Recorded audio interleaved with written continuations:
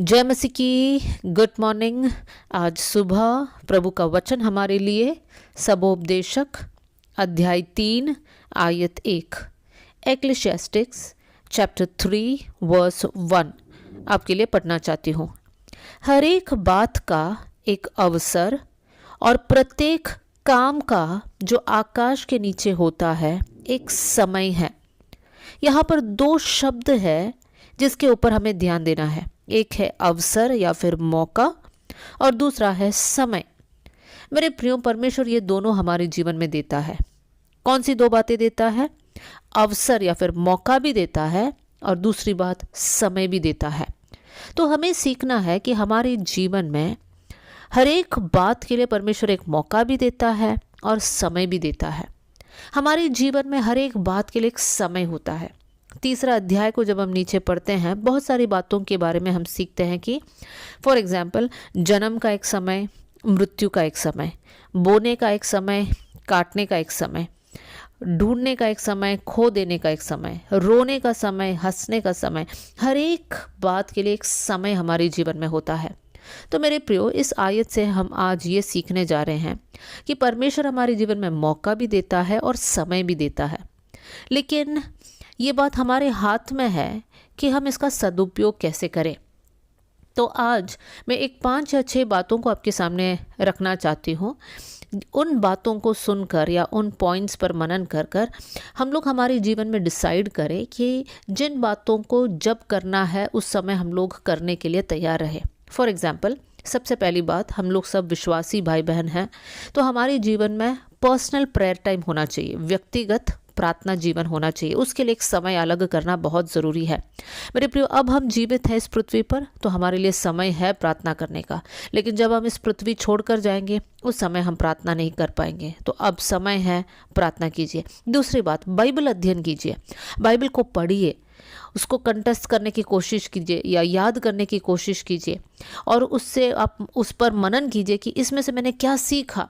तो Bible studies के लिए भी एक समय को आपको अलग रखना है। तीसरी बात, आपका जीवन में और भी बहुत सारी बातें हैं। फॉर एग्जांपल, आप नौकरी जाने वाले लोग होंगे या फिर स्कूल या कॉलेज में पढ़ाई करने वाले स्टूडेंट्स होंगे, उसके लिए भी एक समय है। आप पूरी ज़िंदगी स्कूल नहीं जा सकते हैं या कॉलेज नहीं जा सकते हैं, लेकिन जब आप जा रहे हैं तो जिस काम के लिए आप जाते हैं उसको कीजिए, पढ़ाई कीजिए। जब आप नौकरी पर जा रहे हैं, आप फोकस कर कर जाइए कि मुझे अपना काम ईमानदारी से करना है, मुझे अपना काम ऐसा करना है कि मानो मैं परमेश्वर के लिए इस बात को कर रही हूँ, मैं इंसान के लिए नहीं कर रही हूँ। तो उसके लिए भी एक समय है और एक मौका भी है। तो उस मौके पर आप फ़ायदा उठाना है या फिर उसको, उस अपॉर्चुनिटी को आपको ग्रैब करना है और अपना काम को समय पर पूरा करना है। चौथी बात, परमेश्वर ने हम सबको एक परिवार दिया है।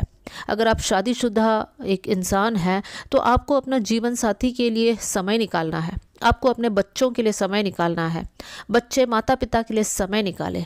मेरे प्रियो, एक समय ऐसा आएगा जब हमारे बच्चे बड़े हो जाएंगे, शादी कर कर जाएंगे, उनका अपना परिवार होगा, फिर उन लोगों के प्रति हम उतना समय नहीं निकाल पाएंगे क्योंकि वो लोग भी अपने जीवन में व्यस्त होंगे। जब हमारे बच्चे छोटे हैं तो हम इतना भी बिजी ना हो कि हम हमारे बच्चों के साथ समय नहीं बिता पा रहे हैं।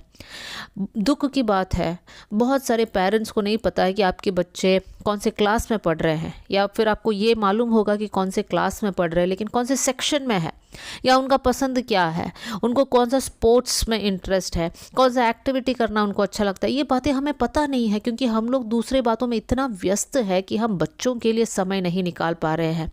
मेरे प्रियो, इन बातों पर ध्यान दीजिए, परिवार के लिए समय निकालिए। अगला 5th पॉइंट मैं आपके सामने रखना चाहती हूँ। आप सबका हॉबीज़ होगा, आप कुछ बातों को करना पसंद कर रहे होंगे, लेकिन आप उन बातों को अपने जीवन से टाल रहे कि बाद में करेंगे, बाद में करेंगे। मेरे प्रियो, समय इतना जल्दी निकल जाता है कि बहुत जल्दी हम लोग ऐसे समय पर पहुंच जाएंगे जहां पर हमें कुछ करने का इंटरेस्ट ही ना रह जाएगा।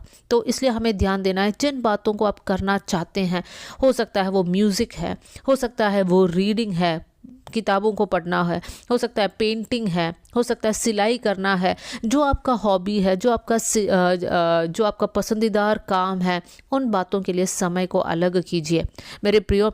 नहीं तो एक दिन हम पछताएंगे कि मैं ये करना चाहा लेकिन मेरे पास समय नहीं था, या फिर समय था लेकिन मौका नहीं था। मेरे प्रियो, परमेश्वर मौका भी देता है, परमेश्वर समय भी देता है। छठवीं बात बोलकर मैं यहाँ पर समाप्त करना चाहती हूँ मेरे प्रियो, हमारे जीवन में एक्सरसाइज के लिए भी समय होना चाहिए। अपना शरीर पर हमें ध्यान देना है। बहुत से वक्त हम लोग इतना व्यस्त हो जाते हैं कि हमारा शरीर को जो व्यायाम की ज़रूरत है उन बातों पर हम ध्यान नहीं देते हैं। तो वॉकिंग है तो वॉकिंग, रनिंग है तो रनिंग, अगर स्किपिंग है तो स्किपिंग, जो भी आप अपना शरीर के लिए करते हैं उसको कीजिए मेरे प्रियो। अब वो समय है कि आप अपना शरीर का भी ख्याल रखें। आपका शरीर परमेश्वर का मंदिर है, उसका ख्याल रखना आपकी जिम्मेदारी है। इसमें बहुत सारी बातों को मैं और जोड़ सकती हूँ, लेकिन मैं यहाँ पर समाप्त कर रही हूँ। आप इसमें और भी बातों को जोड़ सकते हैं।